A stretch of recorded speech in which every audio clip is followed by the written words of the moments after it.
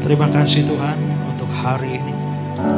Tuhan boleh kumpulkan kami sekalian memuji, memuliakan nama-Mu. Terima kasih untuk napas hidup yang Tuhan sudah beri bagi kami. Kesempatan berbakti kepada Tuhan bersama saudara-saudara seiman. Tuhan, kami akan belajar firman Tuhan. Siapakah kami dengan pikiran dan pengertian yang terbatas, kecuali Roh membuka pikiran dan hati kami dapat mengerti firman-Mu Tuhan. Tolong kami, cerahkan kami lewat firman-Mu. Hati kami juga Tuhan jamah, supaya dengan sukacita mau menyambut setiap berkat firman Tuhan. Lebih-lebih melakukan firman ini dalam hidup kami ya Tuhan. Ampuni dosa dan salah kami supaya tidak menjadi penghalang kami menikmati persekutuan dengan Tuhan dalam firman Tuhan. Tolong hamba-Mu dalam menyampaikan, seluruh jemaat dalam mendengar. Semua peralatan yang kami pakai, Tuhan kuduskan semuanya. Kami tahu setan juga bekerja pada waktu kami mendengar firman. Lindungilah setiap kami pada saat ini, supaya benih firman Tuhan yang ditaburkan tidak dicuri oleh si jahat, dan kami menjadi sia-sia mendengarnya.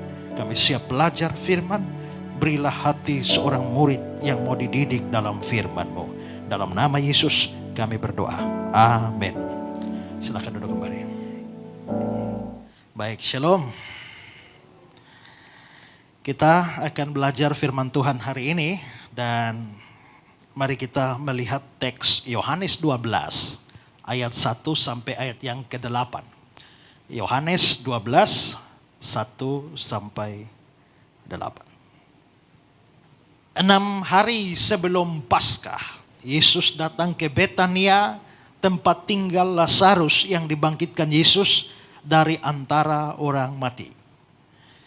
Di situ diadakan perjamuan untuk dia, dan Marta melayani, sedang salah seorang yang turut makan dengan Yesus adalah Lazarus. Maka Maria mengambil setengah kati minyak narwastu murni yang mahal harganya, lalu meminyaki kaki Yesus dan menyekanya dengan rambutnya, dan bau minyak semerbak di seluruh rumah itu. Tetapi Yudas Iskariot, seorang dari murid-murid Yesus yang akan segera menyerahkan dia, berkata, "Mengapa minyak narwastu ini tidak dijual 300 dinar dan uangnya diberikan pada orang-orang miskin?" Hal itu dikatakannya bukan karena ia memperhatikan nasib orang-orang miskin, melainkan karena dia adalah seorang pencuri. Dia sering mengambil uang yang disimpan dalam kas yang dipegangnya. Maka kata Yesus, "Biarkanlah dia melakukan hal ini mengingat hari penguburanku. Karena orang-orang miskin selalu ada pada kamu, tapi aku tidak akan selalu ada pada kamu." Baik saudara-saudara, ini adalah kisah di mana Yesus bertemu dengan suatu keluarga atau berurusan dengan satu keluarga, yakni keluarga Betania. Keluarga ini terdiri dari 3 anggotanya, yaitu Marta, Maria, dan Lazarus. Dan kalau kita baca di dalam cerita Injil-Injil, Yesus berurusan dengan keluarga ini minimal 3 kali seperti yang dicatat di dalam kitab suci. Yesus melayani banyak orang. Dia sering berurusan dengan banyak orang. Tapi sepertinya keluarga di Betania ini itu mempunyai tempat tersendiri di hati Yesus. Karenanya kitab suci bercerita tentang 3 kali Yesus berurusan dengan keluarga ini.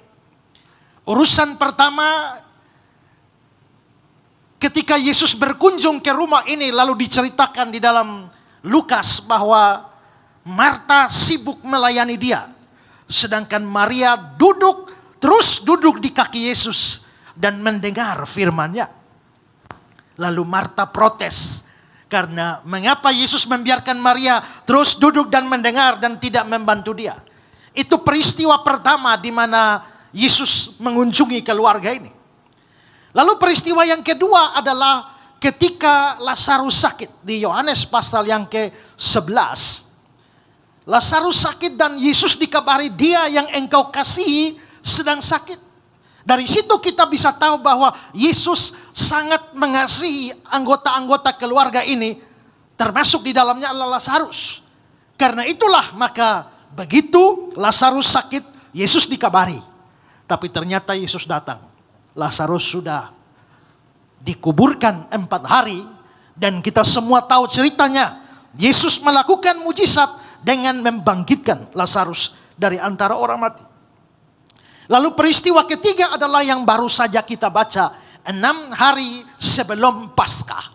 Jadi Yesus akan pergi ke Yerusalem merayakan Paskah di sana. Tapi dia mampir di Betania, di keluarga ini. Lalu terjadilah peristiwa seperti yang kita baca. Maria mengambil setengah kati minyak narwastu murni dan menuangkan semuanya di kaki Yesus. Saudara-saudara yang terkasih, ini sesuatu yang menarik bahwa Maria mengambil setengah kati minyak narwastu dan memberikannya kepada Yesus, menuangkannya di kakinya. Coba kita perhatikan ayat yang ketiga dari bacaan kita tadi. Ya, dikatakan, maka Maria mengambil setengah kati minyak narwastu murni yang mahal harganya. Berarti minyak narwastu ini adalah minyak yang mahal. Saudara-saudara, mengapa sampai minyak ini dianggap sebagai minyak yang mahal? Di dalam Wycliffe Bible Commentary diberikan keterangan bahwa minyak ini mahal karena minyak ini adalah minyak impor. Minyak ini dibuat dari tanaman khusus yang ada di India bagian utara saja. Dan karenanya untuk mendapatkan minyak itu didatangkan dari luar negeri, dan itu membuat minyak ini sangat-sangat mahal. Tapi pertanyaan kita, seberapa mahal minyak ini? Mari kita perhatikan ayat yang keempat dan ayat kelima. Ya, ayat 4. Kita bisa tahu harganya, ini dari Yudas Iskariot ya. Tetapi Yudas Iskariot, seorang dari murid-murid Yesus yang akan segera menyerahkan dia, berkata, mengapa minyak narwastu ini tidak dijual 300 dinar dan uangnya diberikan kepada orang miskin? Yudas ini bendahara, urusan dengan uang. Begitu lihat minyak, dia langsung bisa taksir harganya. Minyak ini seharga 300 dinar. Nah, saudara-saudara, 300 dinar, dinar ini adalah uang Romawi, dan ini bukan jumlah yang sedikit. Saudara-saudara, jumlahnya cukup banyak, dan untuk bisa dapat gambaran seberapa banyak 300 dinar, mari kita membandingkannya dengan Matius pasal yang ke-20 ayat 1 dan 2. Ini adalah perumpamaan tentang pemilik kebun anggur. Adapun hal kerajaan sorga sama seperti seorang tuan rumah yang pagi-pagi benar keluar mencari pekerja-pekerja untuk kebun anggur. Ayat 2. Setelah ia sepakat dengan pekerja-pekerja mengenai upah sedinar sehari, dia menyuruh mereka ke kebun anggurnya. Jadi dia mendapatkan pekerja dengan upah sedinar sehari. Kerja 1 hari, upahnya 1 dinar. Dan kalau saudara baca terus cerita itu, upah sedinar itu untuk kerja dari jam 6 pagi sampai jam 6 sore. Jadi kerja jam 6 pagi sampai 6 sore, 12 jam kerja. Upahnya 1 hari 1 dinar. Minyak narwastu harganya 300 dinar. Maka untuk mendapatkan minyak narwastu setengah kati itu, seorang pekerja harus bekerja 300 hari. 300 hari, kalau potong hari Sabat, maka ini adalah upah kerja 1 bulan. Jadi kira-kira minyak ini seharga gaji seorang buruh selama 1 tahun. Baru dia bisa beli minyak ini. Dia harus menabung 1 tahun baru bisa beli minyak ini. Berarti harganya memang mahal. Saudara, untuk menggambarkan mahalnya harga ini, kita juga melihat contoh lain di mana pernah orang-orang banyak yang ikut Yesus mengalami kelaparan. Lalu Yesus memerintahkan murid-muridnya supaya beri orang-orang itu makan. Dengan akhirnya terjadi mujizat. 5 roti dan 2 ikan itu untuk makan 5.000 orang laki-laki. Belum termasuk perempuan dan anak. Kalau laki, perempuan, anak, kira-kira lakinya saja 5.000, bisa kira-kira 7.000, 8.000. Bahkan ada ahli yang memperkirakan sekitar 10.000 orang ikut makan. Tapi bagaimana reaksi murid-murid ketika Yesus menyuruh memberi makan? Mari kita lihat Markus 6, 36, 37. Yesus bilang, suruhlah mereka pergi. Murid-murid bilang, suruhlah mereka pergi supaya mereka dapat membeli makanan di desa-desa dan di kampung-kampung sekitar ini. 37. Tapi jawab Yesus, kamu harus memberi mereka makan.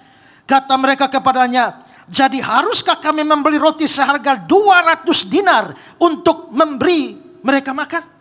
Haruskah kami memberi roti 200 dinar?